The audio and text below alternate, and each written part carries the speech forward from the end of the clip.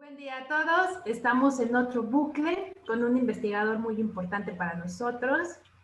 Él es Roque Farrán. Él nació en Córdoba en 1977. Publicó los libros Badiou y Lacan, El anudamiento del sujeto, Nodal, Método, Estado, Sujeto, Nodaléctica, un ejercicio de pensamiento materialista, El uso de los saberes, Filosofía, Psicoanálisis, Política, Leer, meditar, escribir, la práctica de la filosofía en pandemia. Escribir, escuchar, transmitir, la práctica de la filosofía en pandemia. Y después, la razón de los afectos, populismo, feminismo, psicoanálisis. Editó junto a Bisset, Ontologías políticas, Teoría política, perspectivas actuales en Argentina. Estado, perspectivas postfundacionales. Métodos, aproximaciones a un campo problemático. Es investigador adjunto del CONICET, doctor en filosofía y licenciado en psicología por la Universidad Nacional de Córdoba. Fue miembro del comité editorial de la revista Nombres y lo es actualmente de Diferencias y Litura. Es miembro investigador del programa de estudios en teoría política y dirige el grupo de pensamiento materialista en dicho programa. Bueno, pues bienvenido, Roque. Hola, Alan, no te había saludado. Bienvenido, Roque. Nos da mucho Muchas gracias. que estés aquí con nosotros. Y bueno, vamos a estar hablando de un proyecto que Roque ya lleva tiempo emprendiendo. Gracias, Roque, por estar aquí en bucle. Gracias a ustedes por invitarme. Finalmente podemos concretar esta reunión que veníamos postergando por diversos contratiempos que charlábamos recién. Así que bueno, espero que podamos conversar. Está bueno que hayas leído los títulos de algunos libros porque están todos enlazados, ¿no? La recurrencia del significante nodal, nodaléctica, ¿no? También podemos hablar de los últimos 3 pequeños libros que tienen que ver con la filosofía o la práctica de la filosofía en pandemia, ¿no? Que es un estilo de escritura más breve, más de intervención, pero que se inscribe también en esta idea de la filosofía como práctica materialista, ¿no? Que es de lo que va un poco nodaléctica. Y bueno, como comentábamos recién, también tiene que ver con el último libro, la presentación que hicimos la semana pasada, de La razón de los afectos, ¿no? Que ahí tiene que ver también con un anudamiento de populismo, feminismo y psicoanálisis. Genial. Así que si quieren les cuento un poco de qué va nodaléctica, así el trazo grueso, para que nos metamos a profundizar un poquito en algún aspecto. Bien, Roque, sí.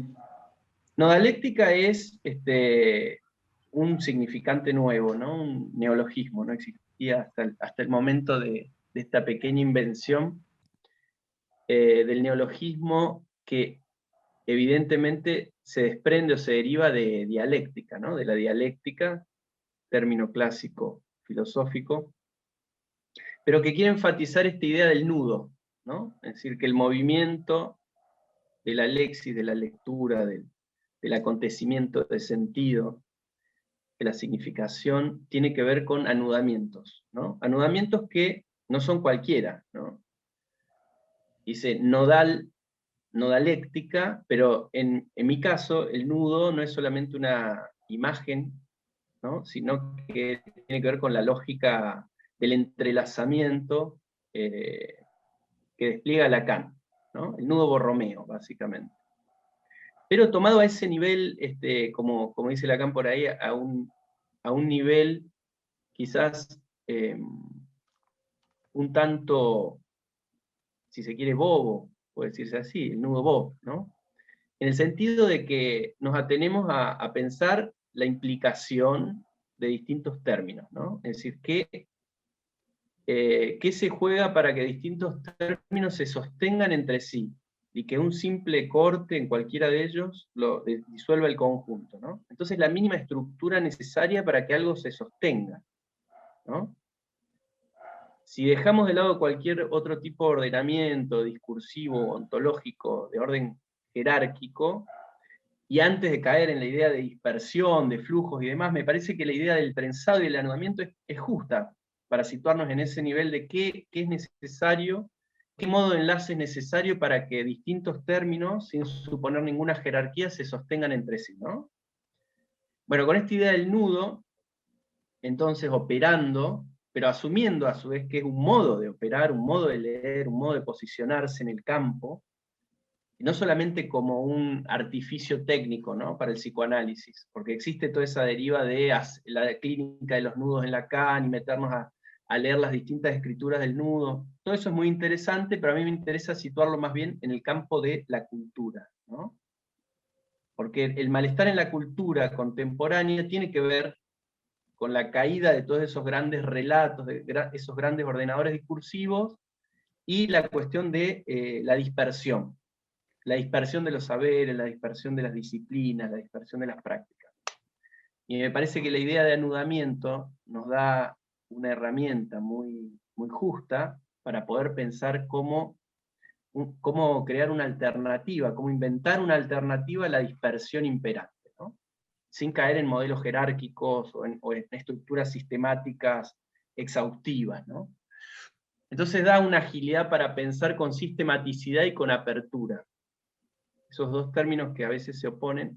Se puede tener un pensamiento sistemático si uno delimita al menos 3 términos, ¿no?, o 3 registros, y va pensando el modo en que se anudan, o se coimplican. No es cualquier cosa, ¿no? No es decir, todo tiene que ver con todo, linkeo, voy de acá para allá, sino es anudar, saber anudar, dar cuenta de anudamientos. Y nodaléctica funciona en distintos niveles, ¿no? Lo van a encontrar el nudo funcionando en los títulos ahí que nombró Zaira, anudando distintos términos, ¿no? Estado, método, sujeto, filosofía, política, psicoanálisis. Diría que en el nivel más amplio, digamos, se trata de justamente anudar filosofía, política y psicoanálisis, ¿no?, que son como 3 disciplinas o ámbitos de saber que están en constante diálogo y tensión actualmente, pero que a veces me parece que hay como una aproximación medio artificiosa o esquiva, y me parece que hay que anudarlos justamente con rigor, dándole el peso que tienen a cada una de esas dimensiones, ¿no? Yo los pienso como prácticas más que como disciplinas, ¿no? La práctica filosófica, la práctica psicoanalítica y la práctica política. Entonces me gusta insistir en lo que cada una de esas prácticas tiene de específico, de singular. No se trata de subsumir una práctica a la otra. No se trata de decir, bueno, todo es psicoanálisis, el psicoanálisis puede explicar la política, puede decir más que la filosofía, ni viceversa. No todo es filosofía y la filosofía suplanta el psicoanálisis y la política, ni tampoco todo es política y entonces hacemos política en el campo filosófico y en el psicoanálisis. No, cada práctica tiene su especificidad. Entonces, para mí es importante entender por dónde pasa la especificidad o la eficacia propia de esas prácticas, ¿no? A un nivel así muy a grosso modo, el psicoanálisis, para mí, la eficacia principal tiene que ver con la palabra, ¿no? Con el despeje de una palabra que tenga efectos, en el cuerpo, obviamente, en los modos de goce, el deseo, pero sobre todo tiene que ver es una práctica de la palabra, evidentemente, ¿no? Y de justamente habilitar una palabra que pueda autorizarse, de alguna forma, ¿no? Es decir, desprenderse de todos esos ideales, significantes amos, y asumir la palabra en nombre propio, ¿no? Quizás si uno pudiera despejar cuál es el objetivo del análisis, es ese, ¿no?, de poder habilitar que un sujeto hable en nombre propio, ¿no?, pueda trabajar o dejar de lado, ir dejando de lado todas las inhibiciones, síntomas y angustias que le impiden tomar la palabra. La política, en cambio, tiene que ver más con la movilización y la organización de los cuerpos, ¿no? Por eso la política es una cuestión de cuerpos, de corporalidades. Esto no quiere decir que no haya palabras, sino que estoy hablando de cuál es el campo principal de intervención, ¿no? Y la organización, la movilización, incluso la gestión de los cuerpos, que alude al término biopolítica, que la podemos entender en sentido negativo o positivo, o podemos entender en términos de movilizaciones corporales disidentes, como quieran, pero tiene que ver fuertemente con los cuerpos, ¿no? Entonces, situar la especificidad de la práctica política ahí. Es decir, ¿qué moviliza a los cuerpos? ¿Qué permite que los cuerpos se organicen, se enlacen, aumenten su potencia de obrar, etcétera, ¿no? Por supuesto que también hay una función ahí de la palabra, de las consignas, de los significantes que interpelen y demás, pero lo principal es pensar el cuerpo. Y la filosofía, sobre todo, lo que aporta es el concepto, ¿no? La especificidad de la práctica filosófica tiene que ver con la invención de conceptos. No puede conformarse solo con la historia de las ideas, la historia de los conceptos, sino inventar nuevos conceptos. En función también, ¿no?, de los cuerpos que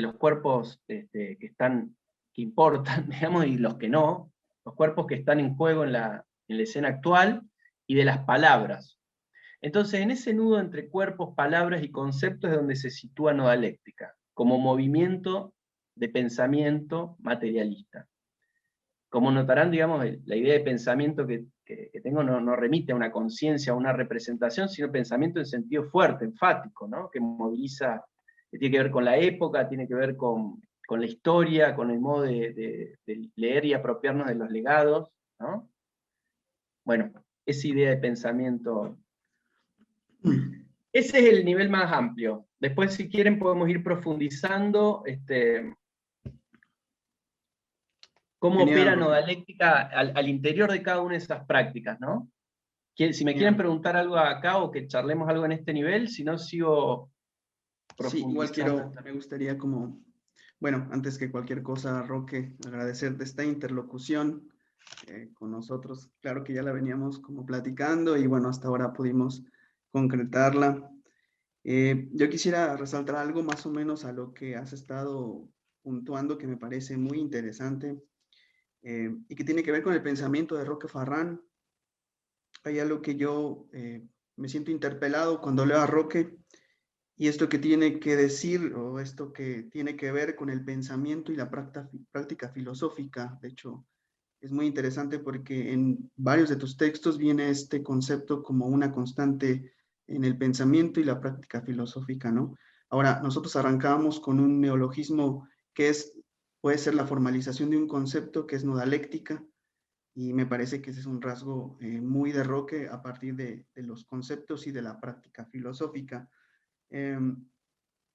Había algo que yo detecto mucho de tu pensamiento y es algo que a mí me gustaría que desarrollaras para nosotros y para otros que van a ver este bucle, y que tiene que ver con el rasgo materialista del pensamiento de Roque. Me parece que el rasgo materialista es uno de los rasgos más importantes en el pensamiento de Roque, donde ahí se implican estas tres, ¿no? La filosofía, la política y el psicoanálisis.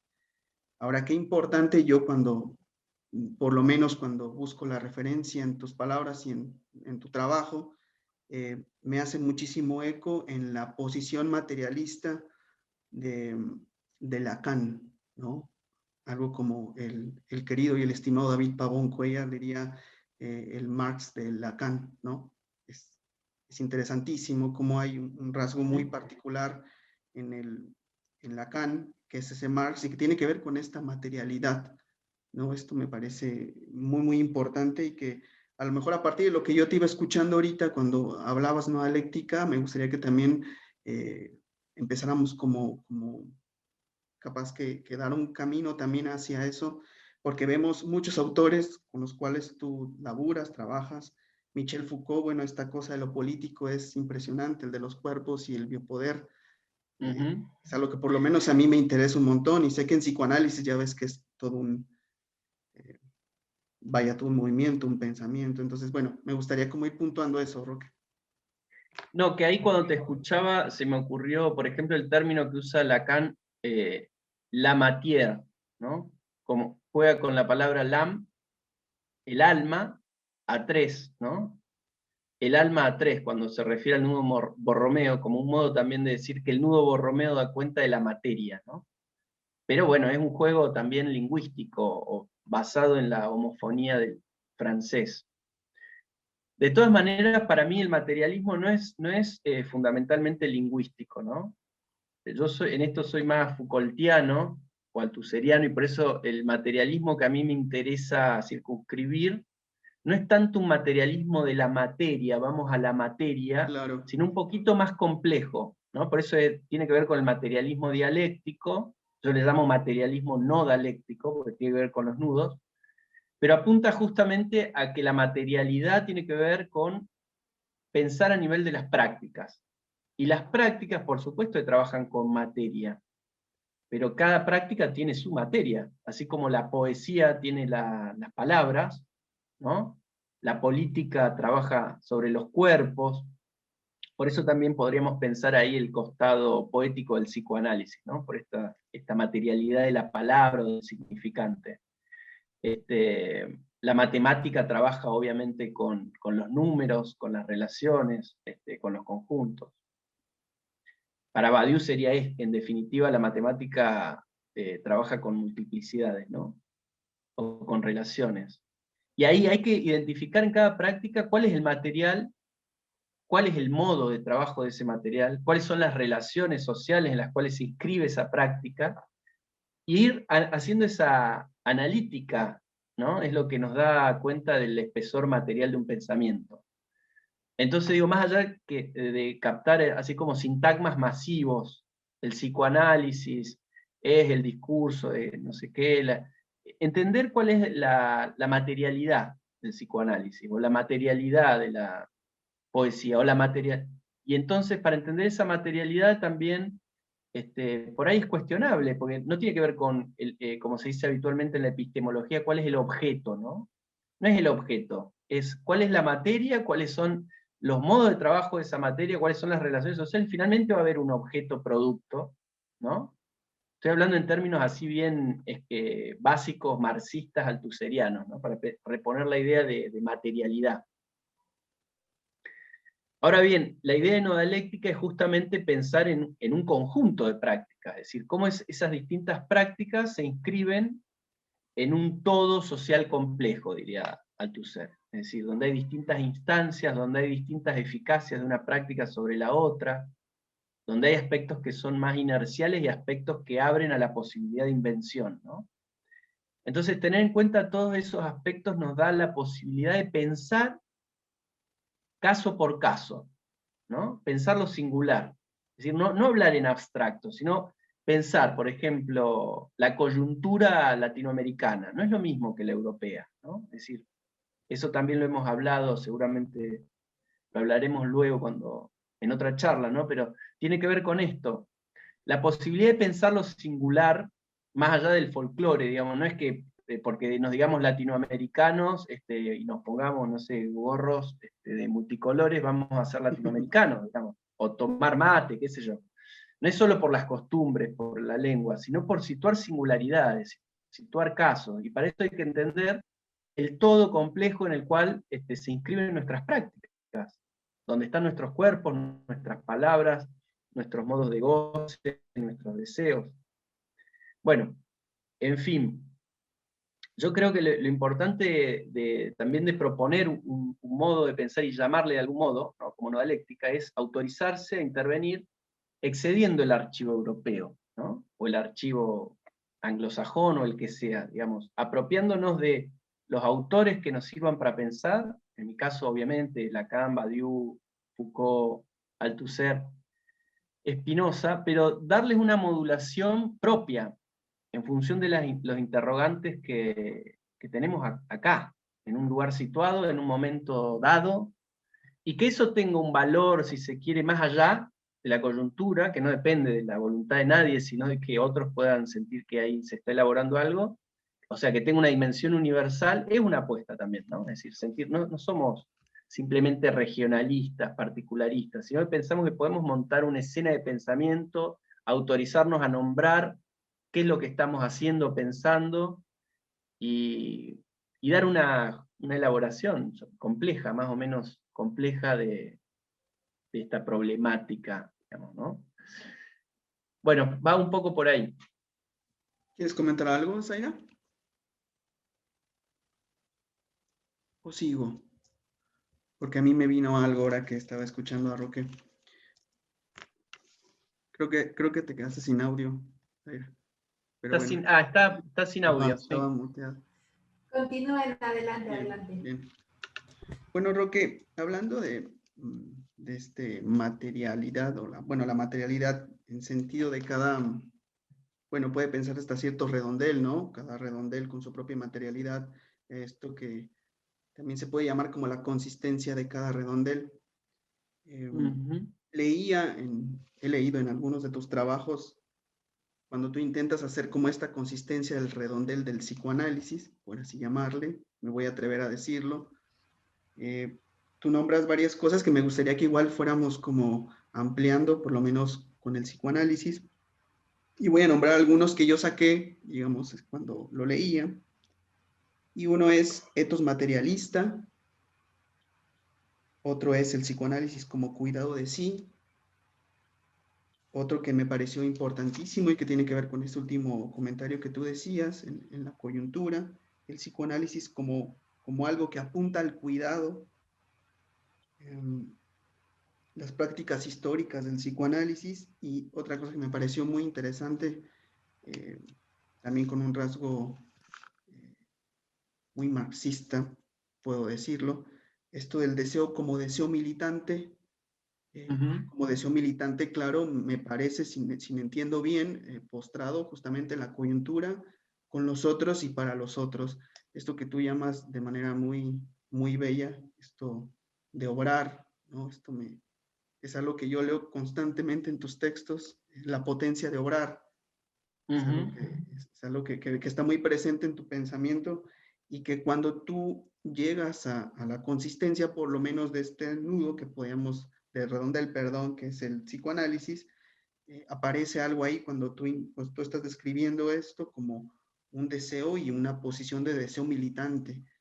A mí me gustaría mucho Bien, que abarcáramos eso, es un porque buen ángulo.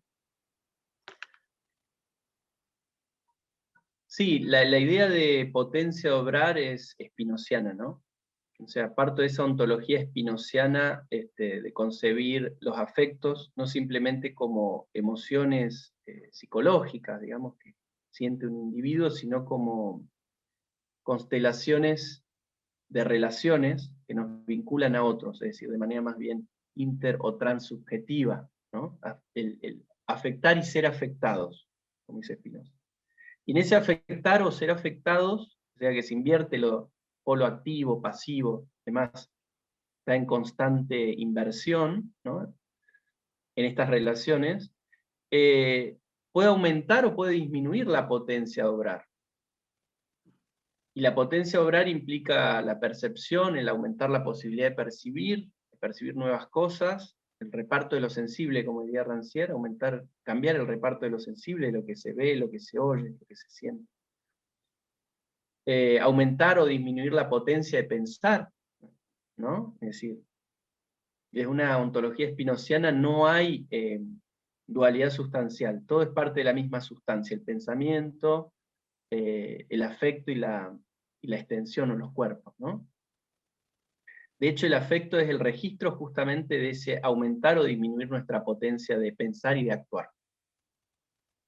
Entonces, por supuesto que me gusta remarcar la dimensión política que también tiene esta ontología, y por eso digo una militancia del deseo, si se quiere. No somos neutrales, no hay neutralidad, no hay objetividad en el sentido positivista, ¿no? En todo caso, si uno es objetivo, es porque apunta justamente a los obstáculos objetivos que hay para disminuir o aumentar la potencia de obrar. O sea, donde se aloja ahí una relación de poder que impide aumentar la potencia de obrar o de pensar, ¿no?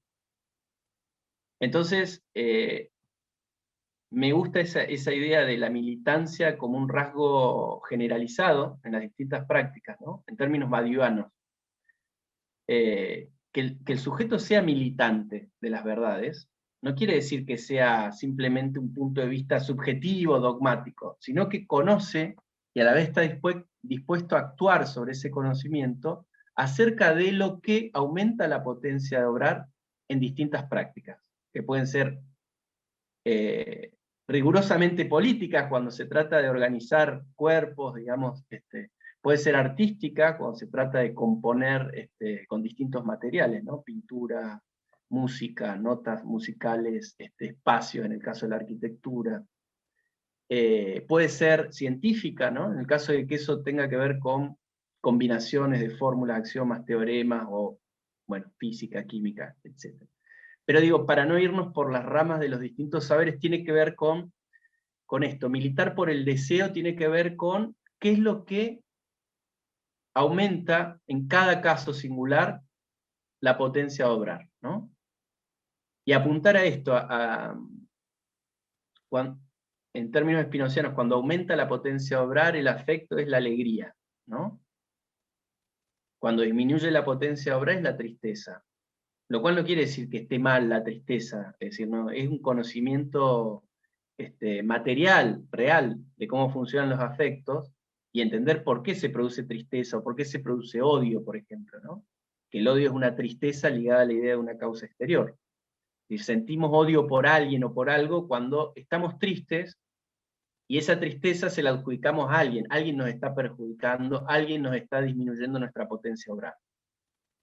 Y esto es mucho más básico que las cuestiones ideológicas, las interpelaciones ideológicas, digamos, o las explicaciones que nos damos. Es ponerse a nivel de los afectos, de los cuerpos, de cómo se afectan mutuamente, ¿no? Entonces, a través de esa matriz podemos intervenir, podemos orientar bien también la práctica psicoanalítica, su dimensión política. ¿Por qué es importante tener una formación filosófica y también tener una lectura política? Porque a veces lo que está obstruyendo el deseo y produciendo inhibición, síntomas de angustia en un sujeto tiene que ver con las estructuras sociales y políticas, ¿no?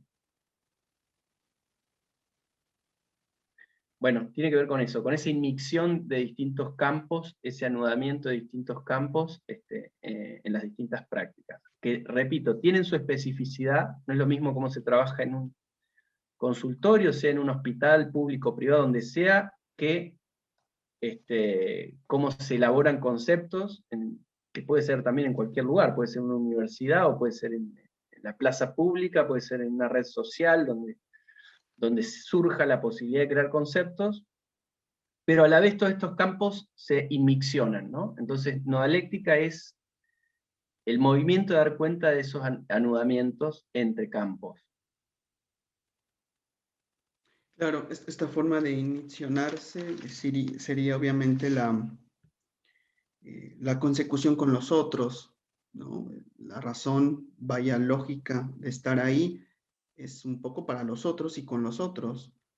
De ahí que también algo, sí. algo del inconsciente tenga esa posición ahí, ¿no? Tú lo decías muy bien, o sea, que me parece que es una propuesta muy con Lacan, que sería, bueno, el inconsciente está perfectamente afuera, ¿no? Claro que viene a preformar capaz algo que uno puede pensar como dentro, pero no hay nada dentro, ¿no? Es decir, todo estaría afuera, ¿no? Esto que podríamos llamar como la coyuntura, o como Deleuze en su momento llamó como el pliegue, ¿no? Extimidad también, podremos hablar de extimidad, para romper esa dicotomía entre adentro y afuera, ¿no? Siempre estamos donde existe la efectividad, estamos en los bordes discursivos, en los bordes de los dispositivos. Cuando tenemos esta idea de que estamos adentro o afuera, ya se ha producido el cierre, ¿no? Entonces no estamos en el orden de la efectividad de la transformación, sino de la reproducción, una lógica automática, sea en el campo del inconsciente, donde estamos identificados a ciertos significantes y decimos sin saber lo que decimos, digamos, o en el campo político, donde estamos identificados a ciertas consignas y tampoco pensamos. El pensamiento emerge cuando podemos indiscernir, por usar un término badiano, el adentro del afuera, ¿no? Es decir, cuando localizamos, como decías vos, un pliegue, una torsión, bueno, el bucle, ¿no? El bucle, el lazo que se enlaza a sí mismo, ¿no? Esa es la lógica recursiva a la cual tenemos que apuntar para producir un pensamiento en el lugar donde sea.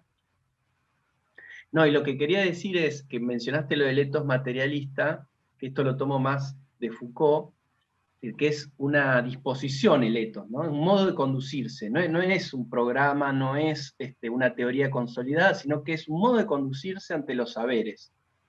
Es decir, ¿qué me interesa a mí de los saberes? ¿Cómo indagan en lo real? ¿Cómo se cuestionan a sí mismos? No su autosuficiencia. No me interesan los saberes como saber de boticario, clasificador, digamos, taxonomista, digamos.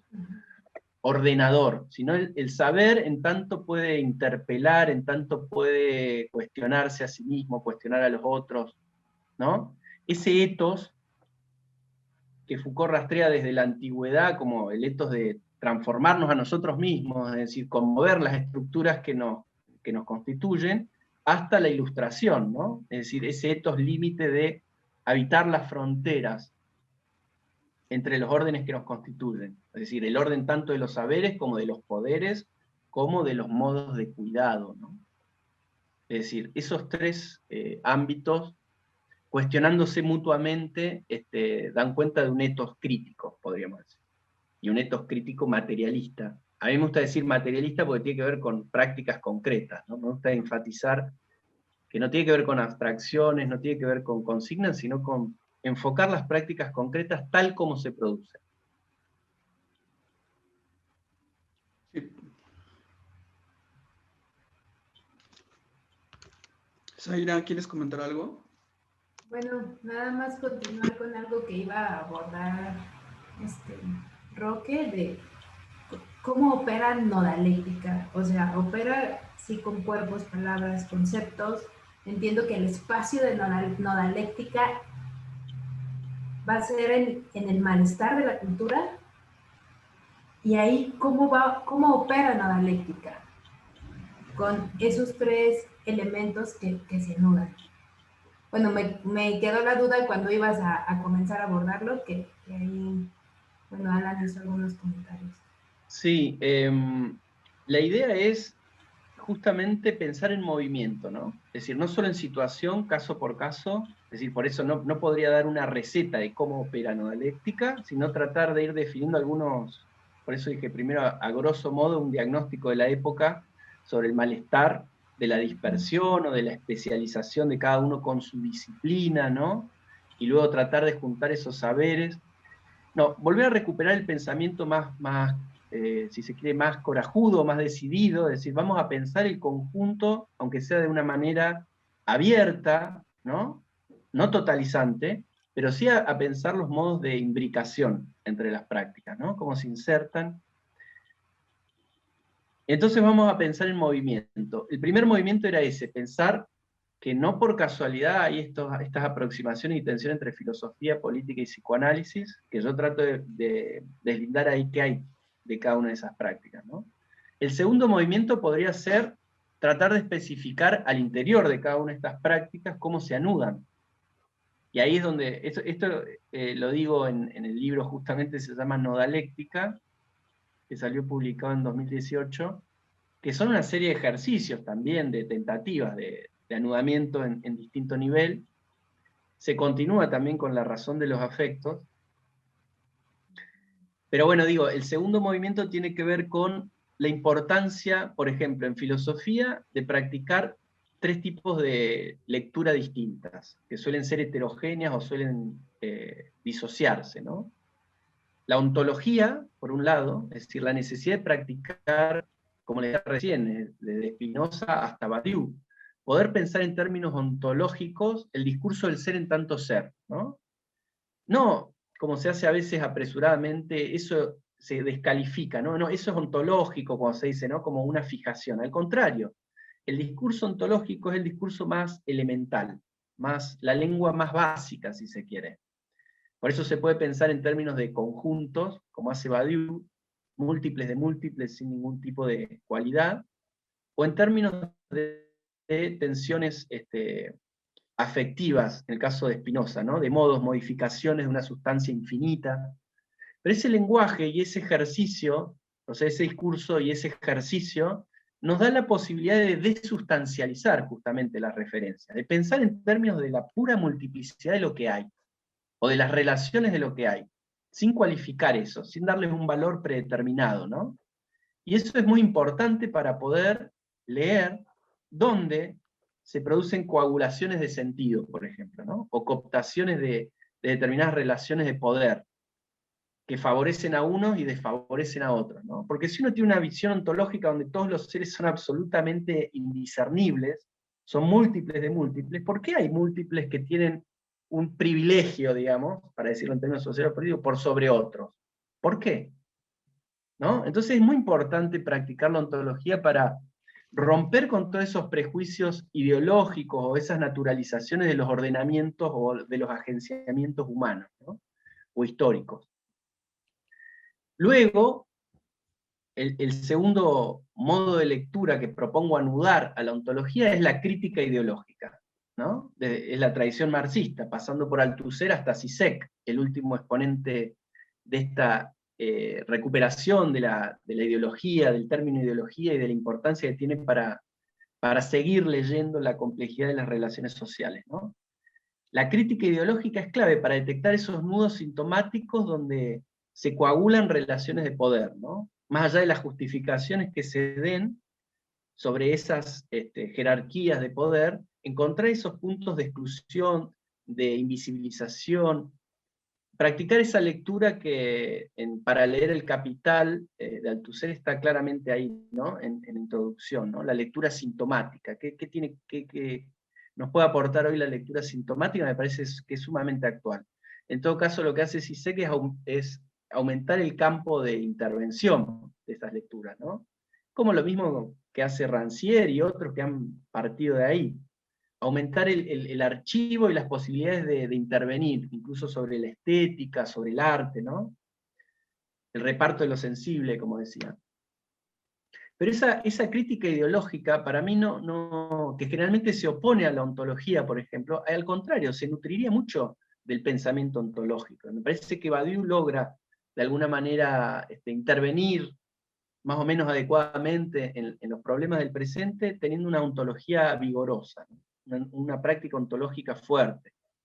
Y por último, la práctica que para mí es fundamental y que me cuesta hacer que los amigos más materialistas la tomen en serio, que tiene que ver con las prácticas de sí, ¿no? El último Foucault, el retorno a los antiguos, porque la ética, entendida como práctica de sí, también aporta algo diferencial entre la ontología y la crítica ideológica, que es justamente volver sobre nosotros mismos, sobre cómo estamos leyendo, incluso los nudos son sintomáticos de lo social, las relaciones sociales de poder y demás, y tomar a cargo nuestra propia formación, o etopoiesis, como dice Foucault, retomando un término antiguo, ¿no? Es decir, cómo nos podemos, en función de lo que leemos, en función de lo que escuchamos, de cómo escribimos, podemos también desarrollar tecnologías de transformación de nosotros mismos, y no estar esperando que venga la gran revolución, la gran transformación social, sino apostar también a las pequeñas relaciones cotidianas, a los distintos modos de ejercer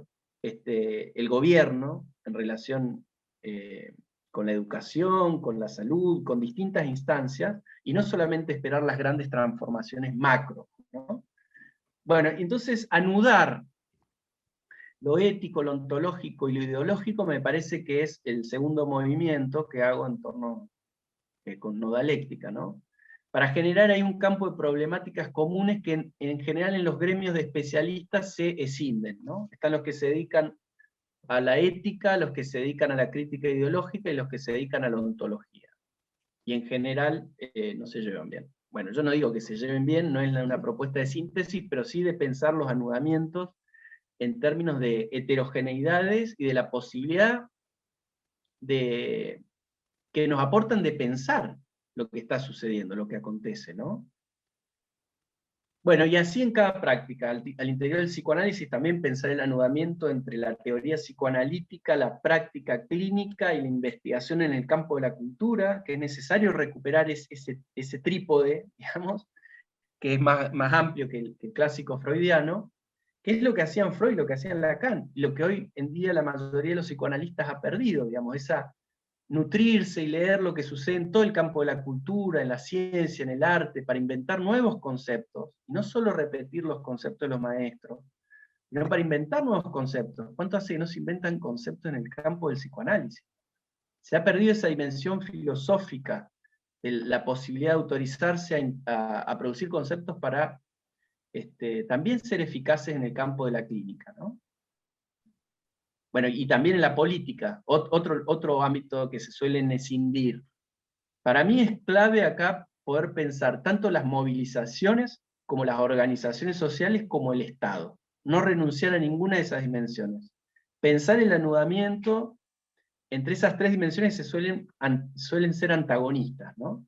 Pero pensar desde la heterogeneidad, cómo se ponen en juego ahí fuerzas reales, tensiones, y cómo se da la lucha de clases en cada una de esas instancias, y no solamente en una en detrimento de la otra, ¿no? Bueno, hay también autores que trabajan en esa materialidad de las relaciones sociales. No estoy diciendo nada nuevo, pero sí recuperar para el presente ese pensamiento complejo de los movimientos, las organizaciones y el Estado, entendidos en su irreductibilidad, digamos, en sus tensiones. Bueno, por ahí va Nodaléctica, ¿no? Planteando nudos, desplazando, creando conceptos para pensar imposibles de alguna forma, ¿no? El imposible gobernar, el imposible analizar, el imposible enseñar. Sí, muy interesante, es decir, que cada práctica no trabaje aislada, ¿no? Y ahorita recuerdas, bueno, me recuerdas que en la práctica clínica también un hecho social influye en el malestar de un paciente, ¿no? A veces, bueno, pensamos como sucedió un hecho, ¿no? Y decimos, bueno, habrá que ver cómo el paciente elaboró ese hecho, ¿sí? Pero a veces, bueno, estar implicado en una cultura, estar pasando por una transformación de la cultura, también produce malestar, ¿no? Este, ahorita, bueno, recuerdo pláticas comunes, ¿no? Entre amigos, entre conocidos, que, digamos, ahorita, escucho entre mis conocidos como que no puedes estar también en contra de nada, ¿no? Es decir, no puedes estar en contra de los matrimonios entre personas del mismo sexo o en contra de las ideologías feministas. Digamos que hay una nueva posición, pero a veces entre entre pláticas, conocidos, amigos, colegas, hay también como este malestar de que a veces no te puedes posicionar en contra o con una postura crítica de esos movimientos, es decir, como si tuvieras que aceptarlos o asumirlos. A veces escucho a veces así esos como comentarios, ¿no? Como que hay que estar, digamos, en favor de todo. Y yo pienso que ese tipo de posturas se pierde, o al pensar eso se pierde ese sentido crítico, ¿no? Crítico, y digamos se polariza todo hacia todos debemos de aceptar X movimiento, ¿sí? En vez de analizarlo, ¿no? ¿Por qué se está dando? ¿Por qué está sucediendo? ¿Qué está pasando en ese hecho? Bueno, ahorita pensaba en eso mientras te Entiendo el punto escuchaba. al que vas.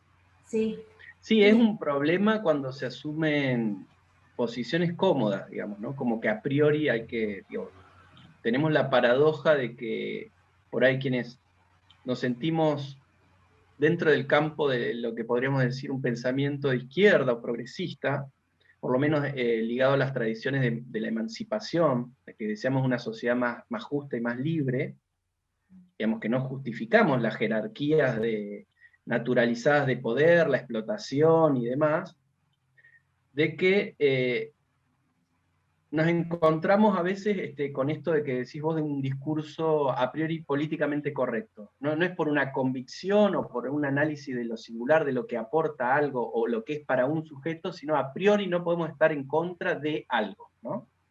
Y entonces caemos en la paradoja de tener posiciones conservadoras o temerosas, y la inversión por la cual sujetos de derecha, a veces extremistas, más fanatizados, son los que asumen la posición de lo políticamente incorrecto, ¿no? De mostrarse como rebeldes, capaces de decir cualquier cosa.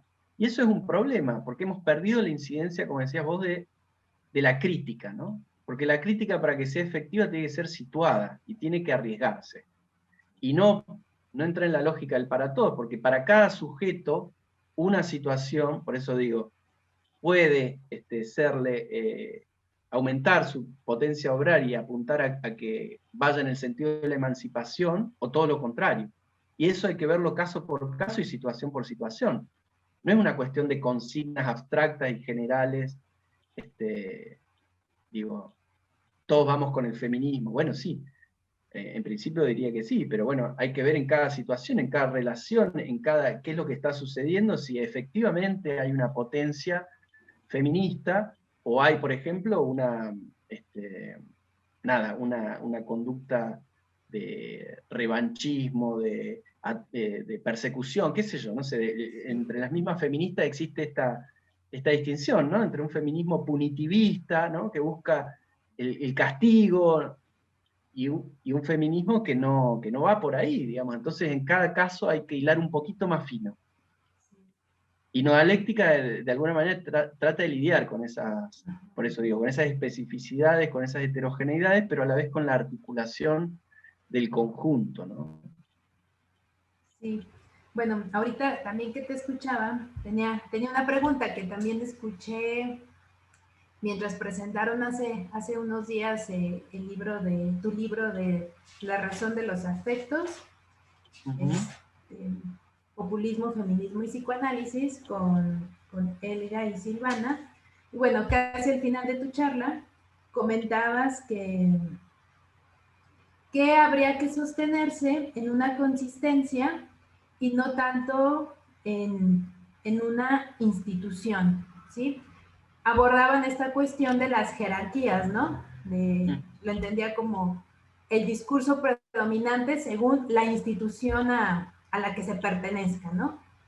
Entonces me surgió esta pregunta: ¿qué implicaciones clínicas consideras que tiene sostenerse en una consistencia?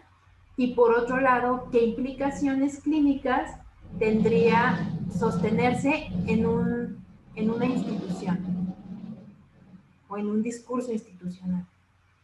Sí, es interesante la pregunta. Yo creo que también va un poco en el sentido de la otra charla que vamos a tener, ¿no? Sobre psicoanálisis en Latinoamérica, porque tiene que ver con esta crisis institucional que estamos diagnosticando, varios, ¿no? Entre otros David, el amigo David Pavón, bueno, Nicole, que ahí ha tomado la propuesta que le acercamos para escribir un manifiesto, digamos,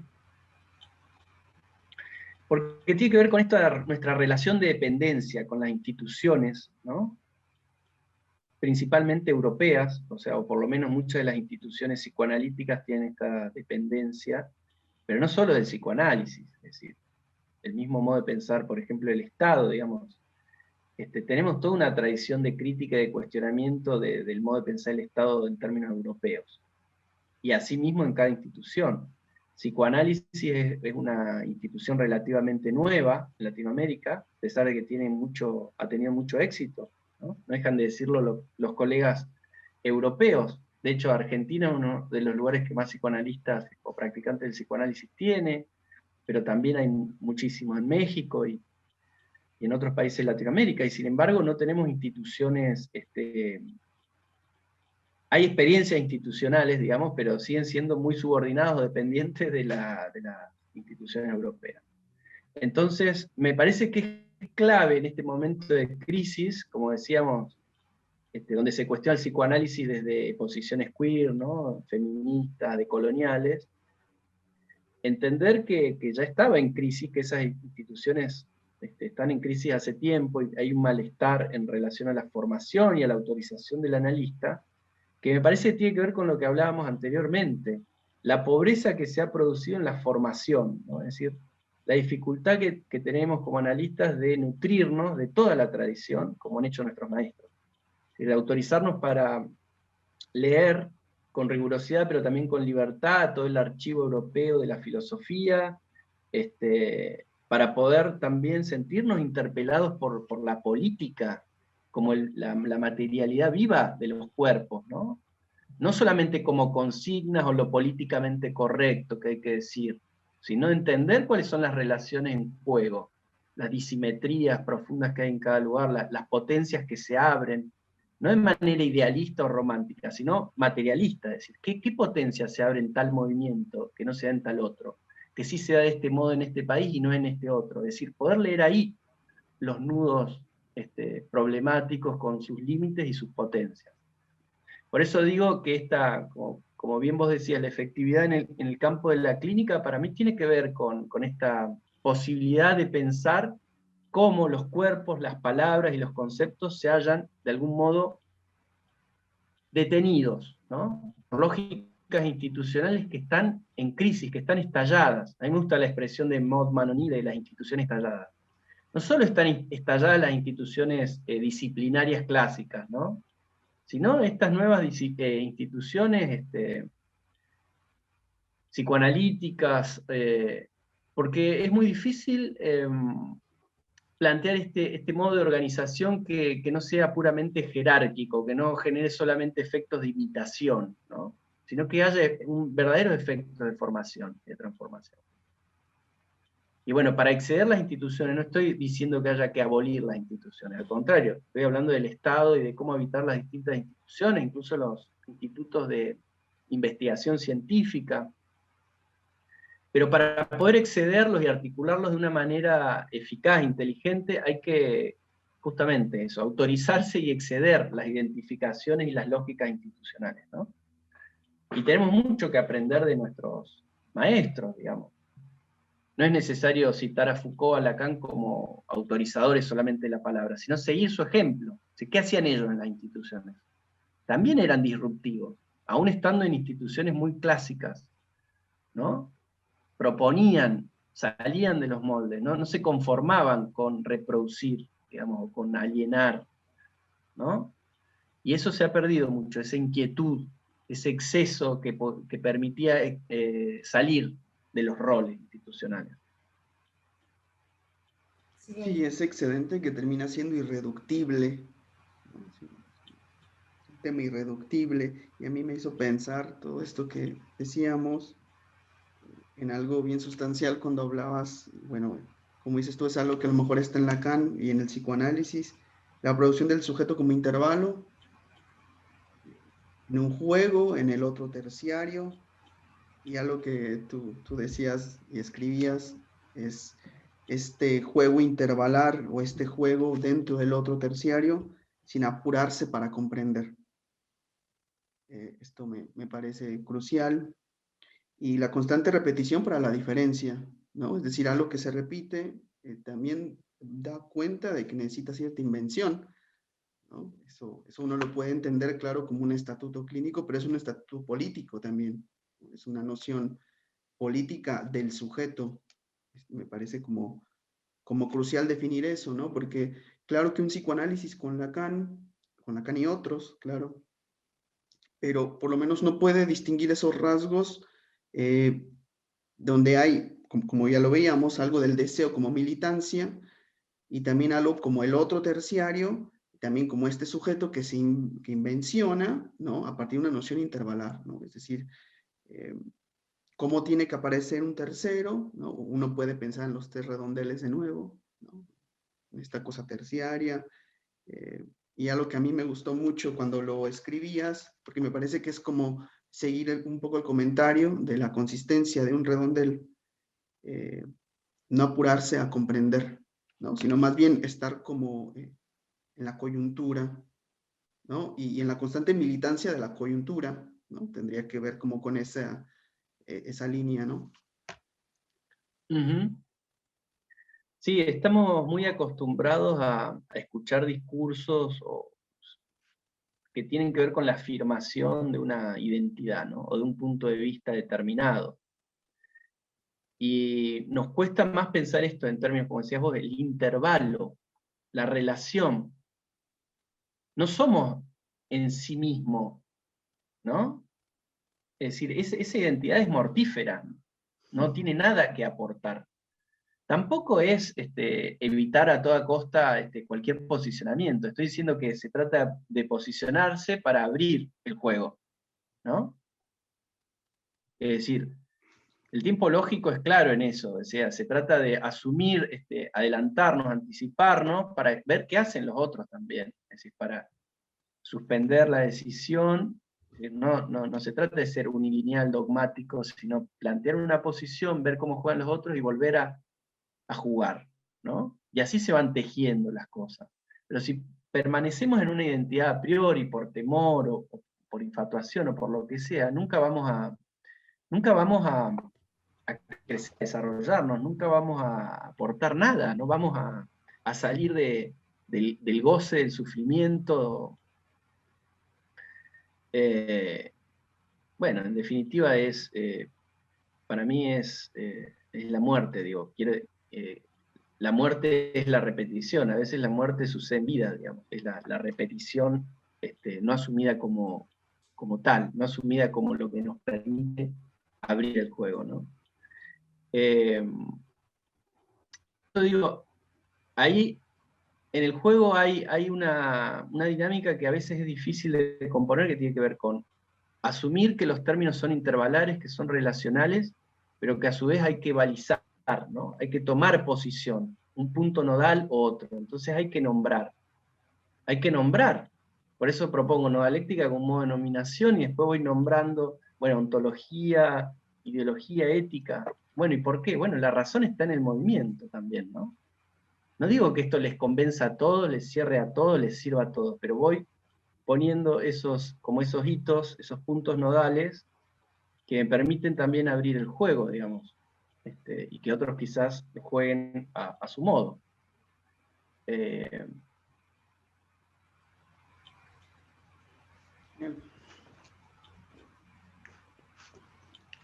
Vamos ahí. No, bueno, solo iba a comentar, continuando con lo que dicen, ¿no? Y que bueno, abrir el juego es algo que también el psicoanalista necesita hacer mientras está ante un paciente, ¿no? Porque a ver, ahorita que te escuchaba acerca de estos discursos institucionales o a veces cuando el analista se siente autorizado por su maestro, ¿sí? Por su maestro, llámese Lacan, Freud, o un intérprete de Lacan, Freud, el autor que siga, sentirse autorizado solo por él, me recuerda que eso incluso va a limitar su propia práctica, ¿no? Su propia escucha. Y me gustó mucho cómo lo mencionaste y cómo mencionas este juego en el que hay que, bueno, ok, te autorizas en algún momento, pero también hay que salirte, te autoriza tu maestro, quien te haya formado, como te hayas formado, pero también hay que salirte para analizar el juego y volver a entrar al juego, pero desde otra posición, porque me parece que cuando, en el caso del psicoanalista, va autorizado solo por el maestro, o solo por el autor famoso, o solo por el líder de su institución, eso me parece que no va a ayudar en nada al malestar o al sufrimiento del paciente que se tiene enfrente. Me parece que se va a continuar con... Me encantó como mencionas que la muerte es la repetición, ¿no? Y un paciente a veces viene porque está repitiendo algo, ¿sí? Está en constante repetición con algo, su malestar se está repitiendo. ¿Y a qué viene? A que se pare, ¿no? ¿Cómo? Bueno, de diversas maniobras que tendrá que hacer el analista a partir de su teoría, pero me parece que el autorizarse por el maestro, por su institución, por quien haya sido, puede ser un obstáculo. ¿Por qué? Porque se va a escuchar en función de lo que el maestro dice. Y a veces, bueno, sucede bastante, creo que ustedes lo han escuchado, que a veces se dice, es que Lacan dijo que es así, es que Freud dijo que es así, así como un es, que está bien, son grandes referentes, ¿no? Pero cuando ella dice tiene que ser así porque lo dijeron ellos, me parece que el analista lleva un gran obstáculo para escuchar ese malestar o ese sufrimiento. Y me encantó cómo lo dijiste, entrarle al juego, salirte, analizarlo y luego volver a entrar, pero desde otra posición. Una posición que te permita moverte, ¿no? Entre la ontología, la ideología, la ética, ¿sí? Sí, y lo que más te permite moverte es tener esa multiplicidad de registros también. No quedar tan pegado a, bueno, si tenés solo esa batería de recursos, lo que te enseñan en tu escuela y tu experiencia y tu formación, y es poco, quizás sea suficiente, pero es poco, digamos. Entonces, ir ampliando la formación y poder leer para justamente tener elementos para interrumpir esa repetición, ¿no? Porque esa repetición a veces no se percibe, no se lee, no se oye, porque faltan recursos, digamos, para hacerlo, ¿no? Ajá. Pero sí, pero que si el maestro dijo que eso no, parece que llevamos con un gran problema, ¿no?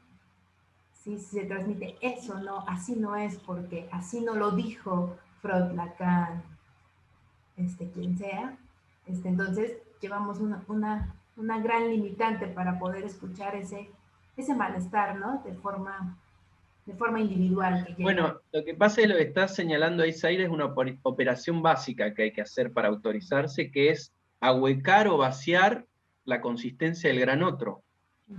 Y ese gran otro puede tener los nombres incluso de Lacan, de Freud, o que sea. Entonces, para poder servirnos realmente de esos saberes que nos aportan, es necesario ahuecarlos, en el sentido de decir, los tomo de este lado, digamos, no los tomo como un mandato unilineal, como algo que tengo que hacer como si fuese una copia y un modelo, ¿no? Mi intervención va a ser una copia del modelo de lo que hizo Freud o de lo que hizo Lacan. No, para que esos saberes sean modulados, sean transformados, sean apropiados, tienen que estar ahuecados. Tiene que haber un lugar por donde pueda meterme, por decirlo de alguna forma. Sí, claro, Que convoca pueda algo darle esa vuelta. topológico eso. Sí, convoca cierta topología. Es decir, como Totalmente, sí. Estamos hablando de ahuecado en el sentido de saberes, digámoslo así, tóricos, ¿no? Es decir, saberes agujereados. Y para poder anudar tiene que haber agujeros, ¿no? Si no, no podemos anudar. Si no, estamos hablando en términos de esferas o de casillas, ¿no? Esas estructuras tan rígidas que hacen generalmente a las formas epistemológicas de conocer, ¿no? Que me recuerda algo que se menciona, bueno, en psicoanálisis mucho de trabajar en interterritorialidad, ¿no? O sea, con las ilustres vecindades, ¿no? Con otras disciplinas también, con la filosofía, con la lingüística, con la tipología. Por supuesto, y en ese sentido, la propuesta de nodaléctica es justamente no solo trabajar, sino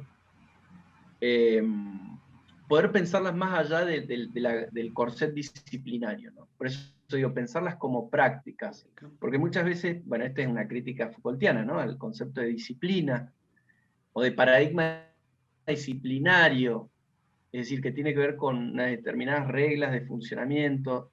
Es decir, no en todas las disciplinas, no se trata de llamar un comité de expertos, ¿no?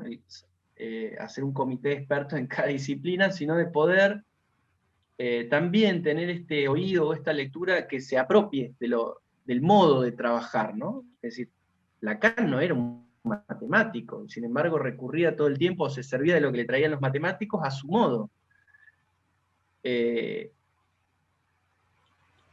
Porque bueno, esto nos reenvía a una cuestión quizás más humanista o renacentista del conocimiento o de las artes o de las prácticas, donde necesitamos rehabilitar también ese ethos de autorizarse y aún no siendo un experto, un especialista, un conocedor de tal disciplina, poder ver qué es lo que nos sirve, ¿no? Ir ahí y ver qué material nos sirve para pensar un caso, para pensar la singularidad de algo que está sucediendo.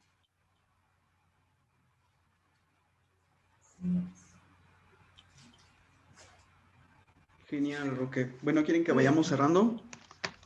Sí, bueno, nada más iba a comentar que, nada más que no, en mis apuntes no lo encuentro, pero Roque en la presentación del libro de La razón de los afectos mencionaba cómo a veces sostener en ese decir, ahorita te lo leo como ahuecar, a veces eso pues también produce la excomunión, ¿no? La excomunión de ciertos lugares, de ciertas instituciones, y que bueno, sostener o ahorita te lo leo como un ahuecarse, sostener esos decires, no es fácil, ¿no?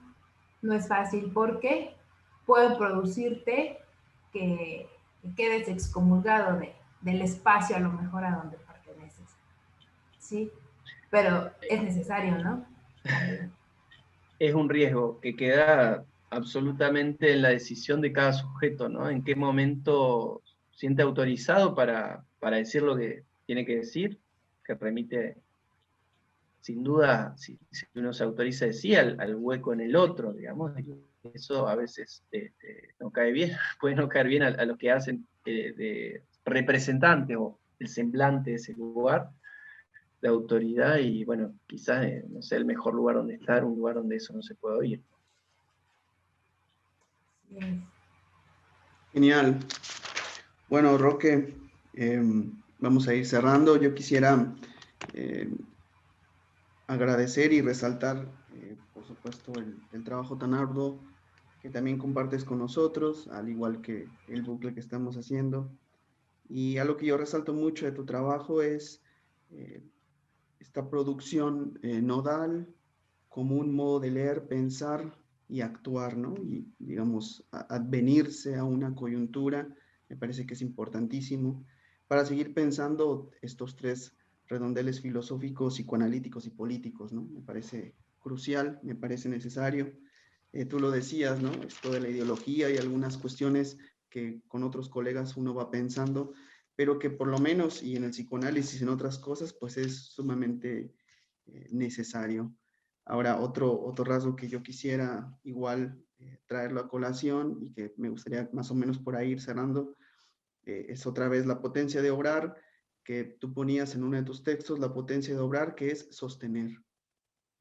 Esto es importantísimo porque recuerdo mucho que esto es sostener, también viene en otra forma de escribirse como soportar. Recuerdo mucho que Lacan decía soportar la producción nodal, ¿no? Esta cosa que se sostiene por sí misma, que ocupa consistencia, ocupa tensiones. Entonces, bueno, agradecerte el espacio, Roque, me parece que ha sido un bucle muy importante, interesante. Agradezco a ustedes.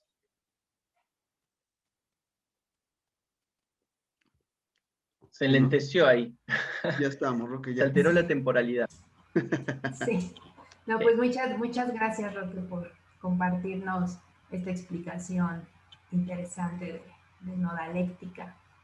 Qué Una bueno. sola cosita Sí.